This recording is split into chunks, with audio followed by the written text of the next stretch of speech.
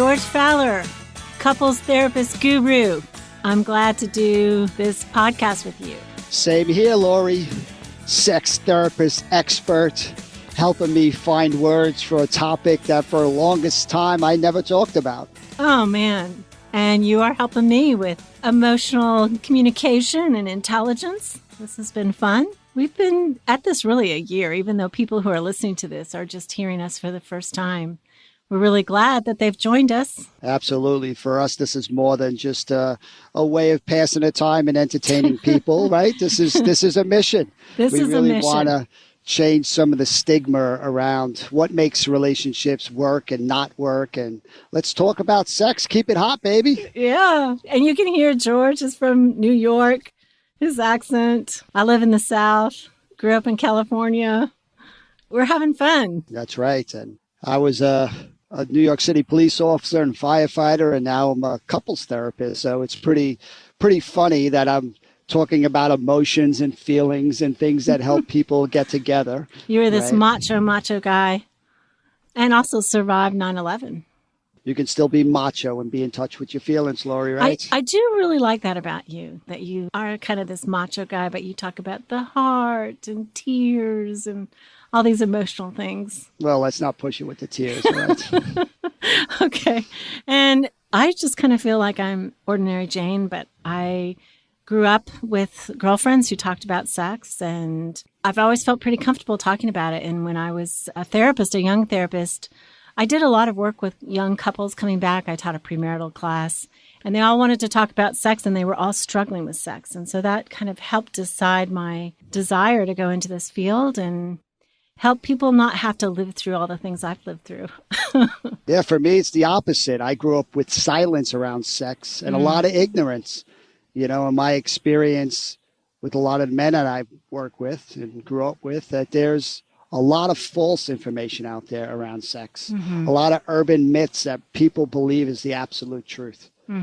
So excited I get a chance and to lean into your wisdom and kind of see what actually some of these statistics are saying, and to really help people have a much clearer, healthier view on what sex is. Yeah, and we get so much mail from people who say to us, you know, they've never been able to talk comfortably about sex before, and you're a man, I'm a woman, and trying to, as colleagues, just talk about what we go through, what our patients go through, and help people have a more natural conversation. And that's what we hear from them, is that people are starting to talk about sex with each other, and that's so great. Kind of that's what our mission has been, to help connect them sexually and emotionally.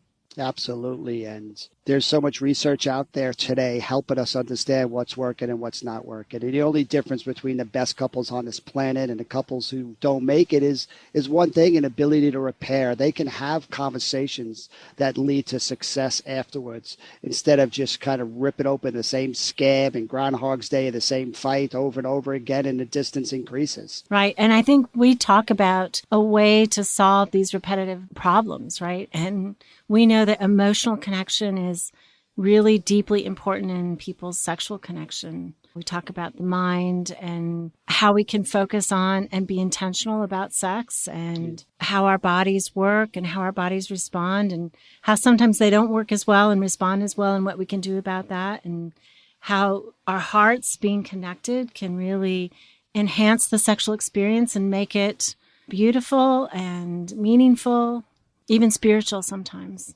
And that image of healthy sex, we live in a culture that kind of tells you not to do this and should do that, and so mechanical, and there's such a negative focus on something that's so beautiful and liberating.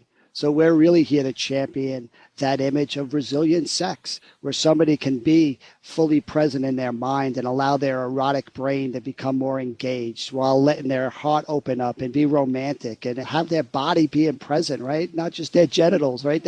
We could feel their whole body in this process, when you could be authentic and vulnerable and let yourself go and become part of something bigger than yourself. This is a beautiful target to aim for, no, Laurie? I love that. And there you go. There's all those beautiful words from you, George. I love that. So thanks for listening to Foreplay Radio. Keep it hot!